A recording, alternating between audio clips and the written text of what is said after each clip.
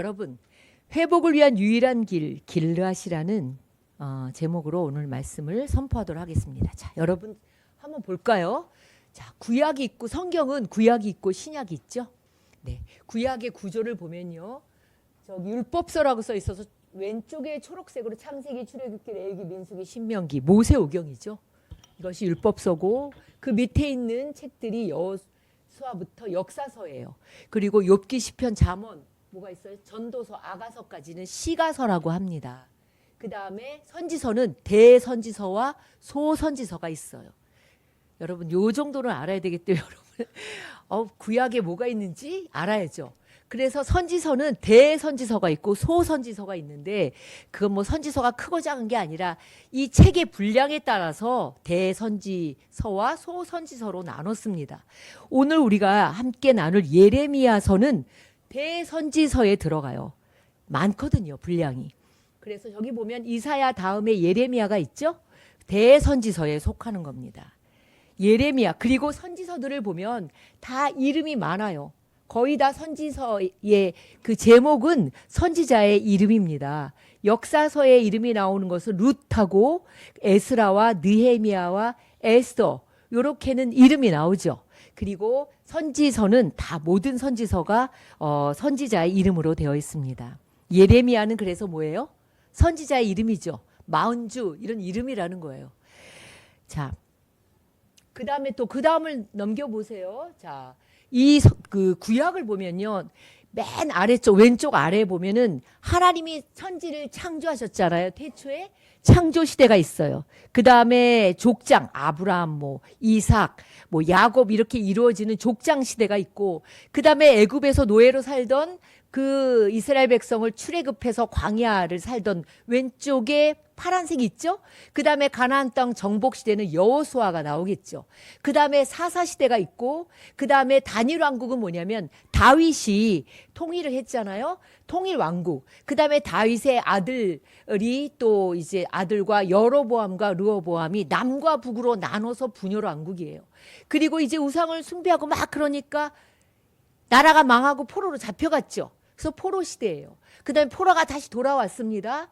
그리고 침묵 시대는 뭐냐면 구약의 말라기를 끝으로 400여 년 동안 하나님께서 선지자를 보내지 않으셨어요.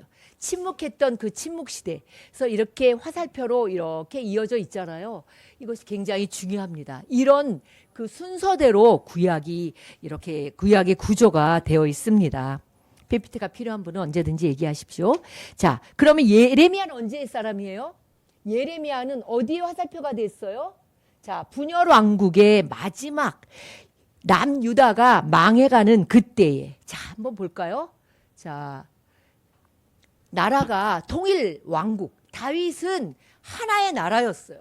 그런데 다윗의 아들 때에 나눠졌어요. 그래서 남쪽은 르호밤, 그 솔로몬의 아들. 솔로몬의 아들 때에 나눠졌는데 솔로몬의 아들이에요. 그래서 남유다는 르호보암이 다스리고 북쪽에는 여로보암이 다스렸어요. 마치 우리나라의 남북과 똑같죠. 남유다, 북이스라엘 이렇게 나눠져 있습니다.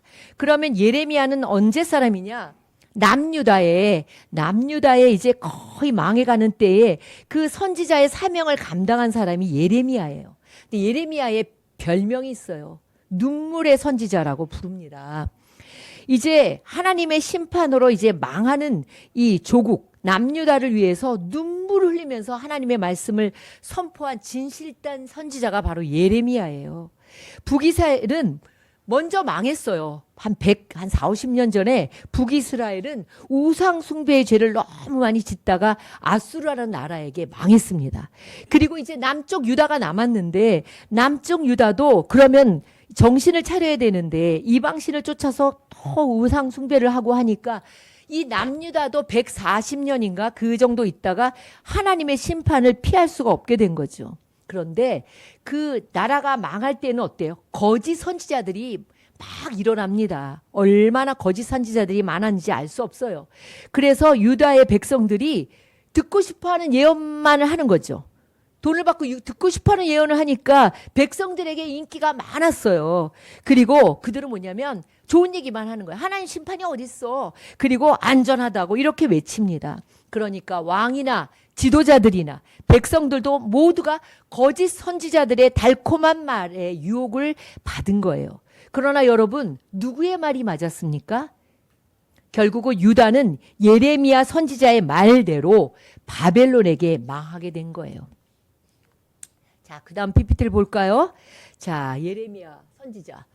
눈물의 선지자. 저렇게 눈물을 뚝뚝뚝 흘리면서 나라를 위해 기도하고 자신의 동족들을 위해 기도하고 얼마나 많이 기도하고 늘 눈물 흘리면서 이렇게 붓을 쓰는 그 예레미야의 모습입니다.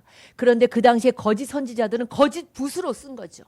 얼마나 지금 시대나 별 다름이 없습니다.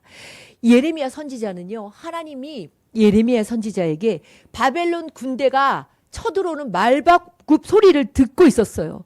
그리고 바벨론의 침략을 받아서 막 예루살렘 성이 무너지고 성전이 불타고 많은 사람들이 포로로 끌려갈 것과 그 이국 땅 바벨론에서 고통과 괴로움 속에서 울부짖는 소리를 듣고 있었던 거죠. 19절에 오늘 읽은 예레미야 8장 19절에 보면 이렇게 이야기합니다. 저 소리, 가련한 나의 백성 나의 딸이 울부짖는 저 소리가 먼 이국 땅에서 들려온다. 그걸 듣는 거죠. 믿음으로 듣는 거예요. 자, 여러분, 내 귀에 듣기 좋은 말씀만 들으면 안 돼요. 어떤 성도들은, 우리 교회는 그런 성도들이 없지만 좀 불편한 말씀, 자기가 듣기에 거북한 말씀을 들을 때는 듣지 않아요. 그러나 하나님의 말씀은요, 불편한 말씀도 잘 듣고 순종해야 되는 거예요. 그게 사는 길이에요. 아무리 예레미야가 얘기를 해도 예레미야 말은 듣지 않았어요. 거짓 선지자들이 그냥 막 좋은 얘기, 이렇게 하면 복을 받습니다, 이렇게 하면 그런 얘기만 쫑긋하고 들은 거지, 예레미야가 회개하세요, 안 그러면 우리가 망합니다라는 이 이야기는 듣지 않은 거예요. 자신들의 잘못을 돌아보기보다는 어떻게 우리나라가 망해? 우리는 다윗이 세운 왕국이야. 다윗이 세운 왕국을 하나님께서 망하게 하실 리가 없지. 그리고 하나님이 어떻게 우리를 어려움 속에 내버려 두셔? 우리는 선민인데, 우리는 택한 백성인데, 이런 얘기만 이런 것만 기억하는 것이죠. 그러니까 이런 어려움이 올 때 회개하기보다는 원망을 하는 거죠. 원망하는 것이죠. 자신들이 우상을 따라가고 또 세상의 풍습, 가나안 땅의 풍습을 따라가는 자신들의 잘못을 돌아보고 뉘우치기보다는 왜 하나님이 우리를 이렇게 하시지? 다윗에게 약속하신 그 말씀은 어쩌고 우리를 왜 이렇게 자꾸만 힘들게 하시지? 이렇게 원망만 하고 있었다는 거죠. 그런데 19절의 후반절에 주님이 이렇게 말씀하십니다. 어쩌자고 조각한 신상과 헛된 우상을 남의 나라에서 들여다가 나를 노하게 하였느냐, 이렇게 말씀하십니다. 여러분, 우리에게도 살다 보면 어려움이 옵니다. 어려움이 올 때 우리가 가장 먼저 해야 되는 것은 원망하는 게 아니에요. 하나님 왜 나한테 이렇게 하시지? 이게 아니에요. 나와 또 나를 돌아보고 내 가족을 돌아보고 내 주변을 돌아보면서 회개하는 거예요. 하나님, 제가 혹시 하나님 앞에 불순종하거나 혹시 교만하거나 또 뭔가 미워하거나 또 잘못한 것이 있으면 깨닫게 해주십시오. 그리고 혹시 하나님과 내 사이에 가로막는 그런 죄가 있는지 이것을 기도하고 하나님 앞에 돌아봐야 되는 것이죠. 2달 전인가요? 뉴스에 나왔는데 한번 보겠습니다. 그 뉴스에 보니까 아주 충격적인 제가 그 뉴스를 봤어요. 호주의 해안가에 말이죠. 흑범 고래예요. 검은 고래들이 157마리가 집단 폐사를 한 거예요. 근데 이번뿐만이 아니에요. 작년에도 그렇고 재작년에도 소말리아, 스코틀랜드 이런 데 보면 고래들이 한 마리가 아니라 집단으로 이렇게 들어와서 폐사를 하는 거예요. 너무나 불쌍하지 않아요? 그런데 도대체 왜 그런지 여러 가지의 이유가 있는데 그중에서 어떤 이유가 있냐면 고래들이요, 쓰레기를 이렇게 먹는데 우리가 이렇게 버리잖아요. 해안가에도 버리고 바닷가에 그 물에 떠밀려온 쓰레기를 먹게 되면은 이 소화 기능에 이상이 생긴대요. 그래갖고 소화가 이루어지지 않으면은 이 방향 감각을 잃게 된대요. 그래서 방향 감각을 잃은 우두머리, 그 고래는요 언제나 우두머리가 있대요. 리더가 있대요. 그래서 그 우두머리가 해안가로 떠밀려 가면은 나머지 고래들이 다 그 우두머리를 따라서 그렇게 이제 해안가에 와갖고 같이 죽는데요. 그리고 이제 그런 이유와 또 확실한 원인은 아니지만 두 번째는 뭐가 있냐면 고래 뇌 속에는요 이렇게 자석과 같은 그런 세포가 있대요. 그래갖고 그 머릿속에서 그것이 나침판의 역할을 하는데 지금의 지구의 자기장이 어때요? 온난화와 이런 여러 가지 때문에 자기장의 강도가 약해지니까 이 고래들이 음파 전달이 잘 안 되는 거예요. 들리지가 않는 거예요.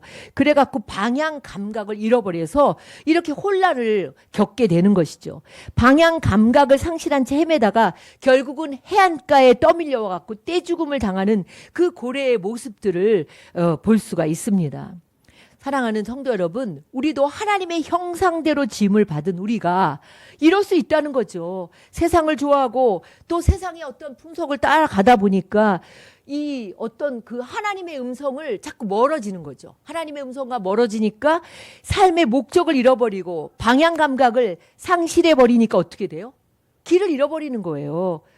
이전에 난 교회를 다녔다는 이야기 참 많이 합니다. 사람들을 만나보면 목사님 저도 옛날에는 교회 다녔어요. 이전에 다 교회 다녔어요. 그런데 지금은요? 지금이 중요하잖아요. 지금은 그렇지 않아요. 그러면 어떻게 돼요? 세상에서 이 삶의 목적과 방향을 잃어버리고 살아가는 그런 나의 이웃들이 너무나 많습니다. 여러분, 예레미야는 그런 백성들, 자신의 동족들을 보면서 안타깝게 눈물 흘리면서 기도한 거예요. 예레미야 선지자가 자신의 형제들이 앞으로 받을 하나님의 그 심판을 생각하면서 마음이 상하고 슬퍼하며 눈물을 흘린 거예요. 여러분, 울어야 삽니다. 나를 위해서, 내 가족을 위해서, 나의 남편, 내 자녀를 위해서, 부모를 위해서 울며 기도해야 돼요. 울며 기도할 때 살아요. 애통하는 자는 복이 있나니 저희가 위로를 받을 것이라고 말씀합니다.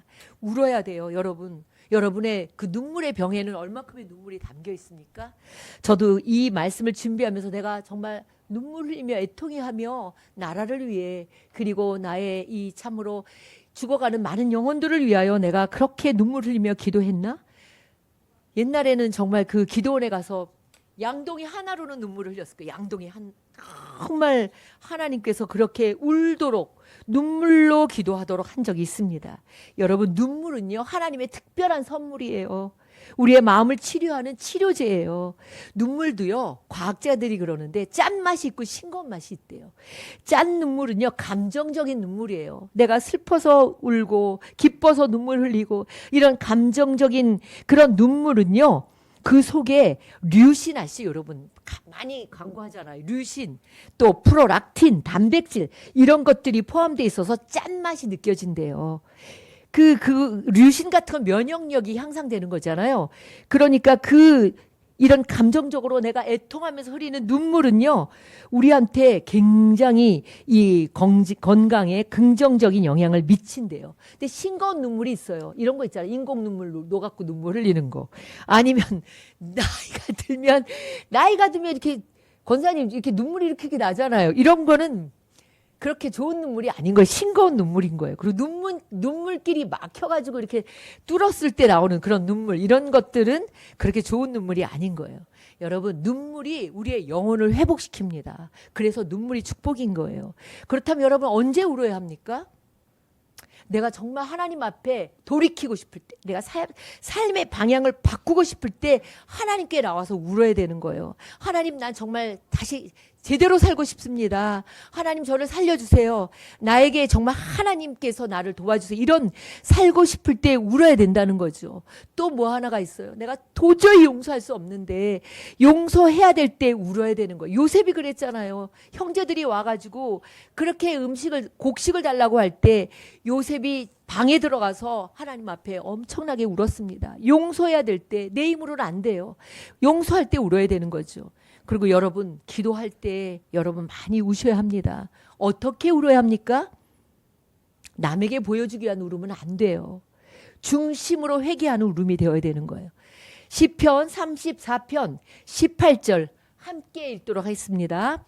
여호와는 마음이 상한 자를 가까이 하시고 충심으로 통회하는 자를 구원하시는도다. 충심, 아주 천 마음으로 하나님 앞에 통회, 회개하는 자를 구원하신대요.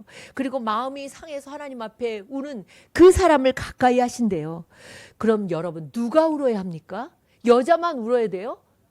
남자가 더 많이 울어야 된다는 거예요. 그걸 어디에서 울어요? 하나님 앞에 울어야 된다는 거예요. 남자는 일생에 3번 운다고 하잖아요. 태어날 때 울고, 부모가 돌아가시면 울고, 3번째는 나라가 망할 때 운대요. 왜 그럴까요? 남자들은 감정을 많이 억제하기 때문에 울려고 하지 않는다는 거예요. 근데 사실요, 과학적으로 보면은 남자가 훨씬 눈물 분비샘의 꼬리가 크기 때문에 남자의 눈물이 여자의 눈물보다 훨씬 더 진하대요. 그래서 남자가 울면은 정말 그 눈물이 정말 진한 그런 눈물이라서 거기에 그 면역 글로불린 A와 같은 성분이 남자의 눈물에서 더 많이 이렇게 나타난다고 합니다. 암 전문의가 있습니다. 이병욱 박사라는 사람이 있는데 이 사람은 암 환자들에게 이렇게 얘기한대. 울어야 삽니다. 그 마음에 있는 분노, 화, 미움, 슬픔 이런 것을 눈물로 쏟아야 하는데 그걸 내가 가슴에 갖고 있고 그리고 가슴에 쌓이면 그것이 독소가 된대요. 그래서 몸의 생기를 빼앗아 간다는 거예요. 그 독소를 해소하지 못하면은 마음의 병과 함께 육신의 병과 암이라는 종양 덩어리로 나타나기도 한다는 거예요. 어제 저에게 이제 요즘 항암하는 분이 이제 전화를 하셔서 목사님 저는 그렇게 막 이렇게 막 스트레스를 받거나 잠을 못 자거나 뭐 그런 적도 없는데 근데 왜 제가 암에 걸렸는지 모르겠어요 라고 얘기를 해요. 그래서 그거는 사실 몸이 얘기하는 거니까 본인이 느끼는 것과 다른 거죠.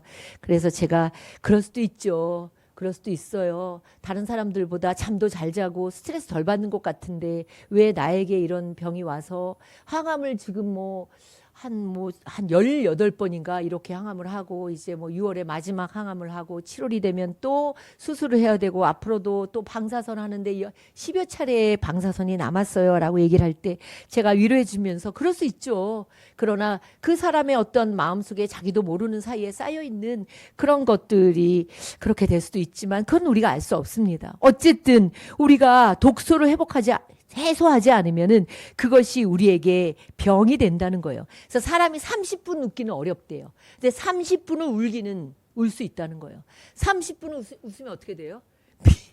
미친 사람이라죠. 그런데 30분을 울 수 있대. 여러분 30분 울어본 적 있어요? 저 울어본 적 있어요. 정말 엉엉 울어본 적이 있습니다. 그런데 그래서 웃음을요. 파도는 어때요? 확 들어왔다가 나가죠. 그죠? 그걸 웃음을 파도에 비유한다면 눈물은요. 해일이래요. 해일이 일어나면 어때요? 바다 깊은 곳을 이렇게 가라앉은 상처들이 확 일어났다가 그 다음에 그것이 이제 정화가 되잖아요. 바닷물이 정화가 되잖아요. 그런 것처럼 눈물은 해일과 같대요. 그래서 우리 마음속 깊은 곳에 가라앉아 있거나 나도 모르게 감춰둔 상처들이 완전히 끌어올리는 게 이 눈물이라는 거예요. 그래서 영혼을 정화시키고 우리의 감정을 순화시킨다는 거예요. 그래서 사실 웃음 치료보다는 눈물 치료가 훨씬 더 효과적이라는 거예요. 눈물을 흘리면은 이 글로불린 G와 같은 항체가 이렇게 많이 배출된다는 거죠. 여러분 목 놓아 울잖아요. 목 놓아 울면은 이 목 놓아 울 때 이 복근하고 장이 운동이 돼가지고 그 기능이 좋아지고 또 그것 때문에 혈액순환이 된대요. 그래갖고 일본에서는 여성들이 눈물 치료가 굉장히 활발하게 진행되고 있다고 합니다. 여러분 하나님은요 우는 사람을 외면하지 않아요. 창세기 21장에 자 보겠습니다. 누굴까요 여러분? 누굴까요? 잘 모를 거예요. 사라의 몸종인 하갈입니다. 하갈이 먼저 아들을 낳아요. 약속의 자녀는 아니에요. 그리고 13년이 지나서 사라도 아들 이삭을 낳아요. 그런데 하갈의 아들이 14살이 됐잖아요. 그리고 이삭은 이제 아장아장 걷는 1살, 2살 된 아이를 계속 놀린 거예요. 이스마엘이. 이 하갈의 아들이 계속 놀리니까 한 번도 아니고 두 번도 아니고 참다가 이 사라가 쫓아내버린 거죠. 몸종하고 이스마엘을 내쫓아버렸어요. 그래서 하갈은 아들과 함께 쫓겨나서 저렇게 빈들에 가죽 부대에 물 한 가죽 부대를 가지고 나왔는데 물이 다 떨어지니까 아이가 이제 목말라서 죽을 수밖에 없어서 그때 꺼이꺼이 소리 내면서 웁니다. 그때 하나님께서 하갈의 우는 소리를 들으시고 하갈을 찾아오십니다. 그리고 하갈의 눈을 밝혀서 그 샘을 보게 하신 거예요. 그리고 하갈의 아들 이스마엘에게도 너는 약속의 자녀는 아니지만 이스마엘도 큰 민족을 이룰 것을 약속해 주십니다. 하나님은 그런 분이에요. 하나님은 지금도 그 눈물의 기도를 들으시고 찾아오십니다. 히스기야가 어땠어요? 죽을 병에 걸렸잖아요. 그러니까 벽을 향해서 통곡하며 기도했어요. 그럴 때 하나님께서 그의 그 수명을 15년을 연장시켜 주셨습니다. 한나도 애를 못 낳아서 그렇게 괴롭고 괴로워하다가 하나님께 나와서 울며 기도하니까 하나님께서 그 이스라엘의 민족의 위대한 지도자인 사무엘을 주셨다는 거죠. 그런데 엘리 제사장이 뭐라 그랬어요? 영적으로 둔감하니까 울면서 기도하는 사람 그 한나를 위해서 기도해 주지는 못할 망정, 야, 왜 대낮부터 술이 취했냐? 왜 그렇게 와서 술 좀 조금 먹어라? 이렇게 얘기를 했다는 거 아닙니까? 하나님은 지금도 울면서 기도하는 그 기도, 눈물의 기도를 외면하지 않아요. 다윗은 왕이었지만 왕이 되기까지 얼마나 도망다니며 고통 속에 살았는지 알 수 없습니다. 그래서 다윗이 뭐라고 기도하냐면 시편 56편 8절에 주님께서 나의 눈물을 주의 봉에 담아달라고 기도합니다. 여러분의 눈물병이 있습니까? 여러분의 눈물병, 여러분의 눈물이 그 병에 어떤 사람은 요만큼 담긴 사람도 있고 어떤 사람은 이만큼 담긴 사람도 있고 어떤 사람은 눈물의 병에 이만큼이 담긴 사람도 있을 겁니다. 눈물의 기도가 양이 차야 합니다. 예레미야가 왜 애통했을까요? 어려움 속에 있는 하나님의 백성들이 찾아야 할 곳을 찾지 않고 자꾸만 다른 것을 찾아 헤맸기 때문에 그래서 예레미야 선지자가 울며 기도한 거예요. 여기 기웃 저기 기웃 하면서 여기가 좋다더라 저기가 좋다더라 가봐야 다 거기서 거기입니다. 자, 여러분, 길르앗에는 유향이 떨어졌느냐? 22절에 그런 말씀이 나옵니다. 그곳에는 의사가 하나도 없느냐? 어찌하여 내 백성 내 딸이 병이 낫지 않는 걸까? 반문하는 그런 말씀입니다. 자, 그 당시에 길르앗은요 유향의 생산지였습니다. 자, 유향이 여러 의미가 있더라고요. 근데 유향나무를 보스웰리아라고. 보스웰리아 여러분 아주 관절염 그 무슨 선전할 때 보스웰리아 많이 나오잖아요. 그 나무라는 말도 있어요. 그 진액에서 나오는 그 유향나무의 오른쪽의 그림을 보세요. 가지나 줄기에서 찢겨져서 흘러나오는 그 고무와 같은 것을 채취한 거예요. 그것을 그 당시에 약으로 사용한 거라는 거죠. 최고의 명약이었다는 거죠. 최고의 명약을 가지고 치료하는 명의가 그 당시에 길르앗에 많이 있었다고 합니다. 여러분, 이것은 상징적인 말입니다. 길르앗의 유향을 보면서 생각나는 것이 없습니까? 길르앗의 저 가지가 찢겨져서 흘러나오는 뭔가 그 어떤 끈적끈적한 것을 보면서 여러분 생각나는 것이 없습니까? 예수님께서 십자가 위에서 찢기신 그 몸에서 흘러내리는 보혈을 상징하고 있습니다. 여러분, 아무리 우리가 많은 상처가 있다 할지라도 길르앗의 유향이 되시는 주님 앞에 나오기만 하면 나을 텐데 엉뚱한 곳을 찾아다니는 유다 백성들을 보며 예레미야가 안타까워하고 있습니다. 예수님의 보혈은 바로 길르앗의 향입니다. 유향입니다. 최고의 약입니다. 예수님께 치유를 받으면은 그것은 부작용이 없습니다. 예수님께 치유를 받으면 그 상처에서 뭐가 나오냐면 오히려 향기를 뿜게 하시는 거예요.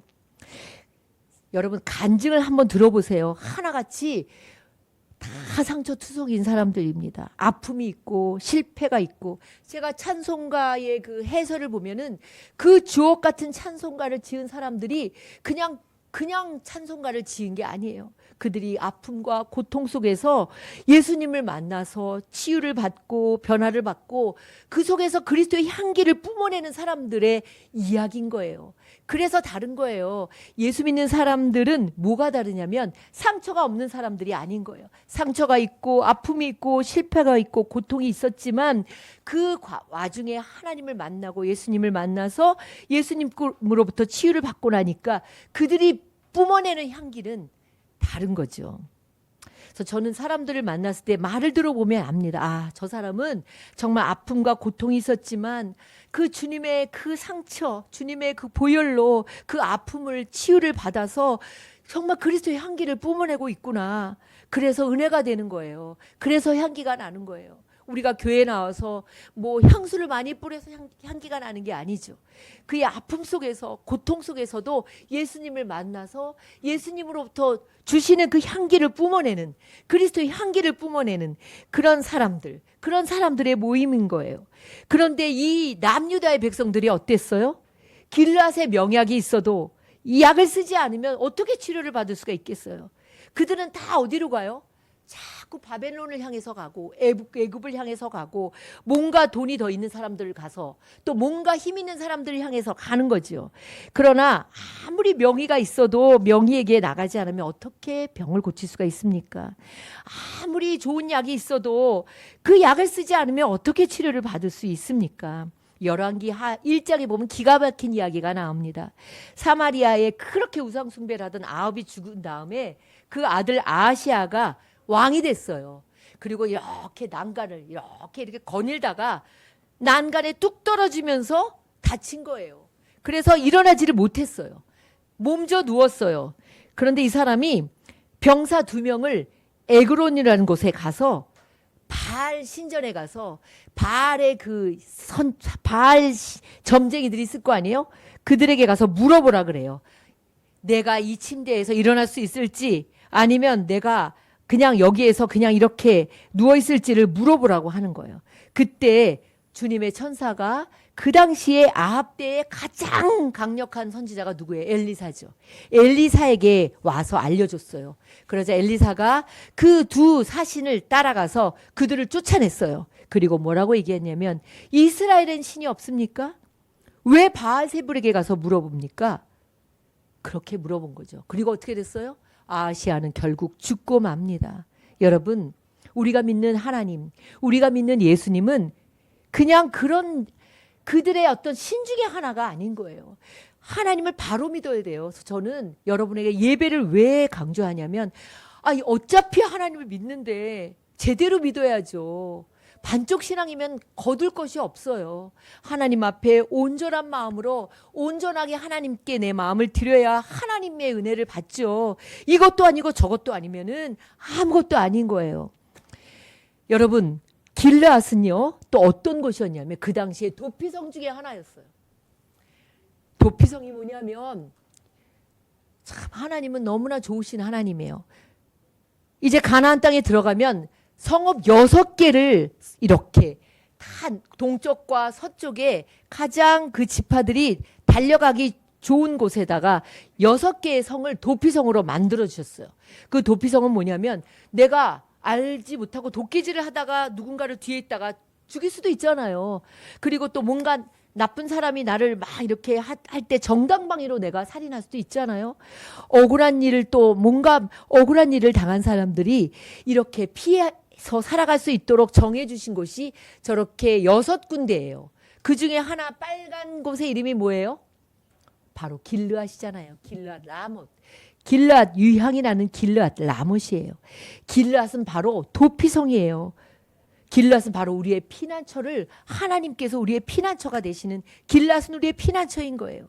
길르앗은 바로 예수님이 계신 곳이라는 거예요.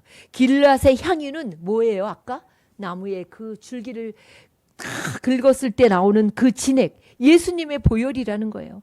하나님께는 어떤 문제도 가져가도 하나님은 치유해 주시고 회복하실 수 있습니다.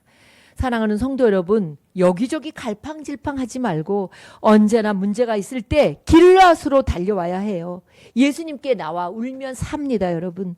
우리의 상한 마음과 고통을 싸매어 주시고 해결해 주실 분은 부모님도 아니고 내 남편도 아니고 내 아내도 아니에요. 오직 예수님뿐입니다. 여러분의 문제가 심각합니까? 그럴수록 하나님은 더 잘 치료해 주시는 거죠. 너무 병이 깊어서 상처가 깊어서 고칠 길이 없다고 낙심하고 있지는 않습니까? 도저히 내가 생각하면 이건 회생 불가능해 라고 생각합니까? 그럴수록 하나님께 나와야 되는 거죠. 예수 그리스도는 우리의 육신의 질병도 고치시고 영혼의 병도 고치시고 마음의 병도 고치시고 도저히 회복될 수 없을 것 같은 가정이나 문제도 해결하시는 거예요. 예수님은요, 중병을 고치시는 대의원 중에 의원이신 거죠. 그의 피는 우리의 상처를 싸매어 주시는 길르앗의 유향입니다. 여러분, 문제를 가지고 어디로 갑니까? 부모님에게 갑니까? 문제를 가지고 누구에게 갑니까? 길르앗으로 가셔야 돼요. 예수님은 바로 길르앗입니다. 예수님의 보혈은 우리를 치료하는 길르앗의 유향입니다.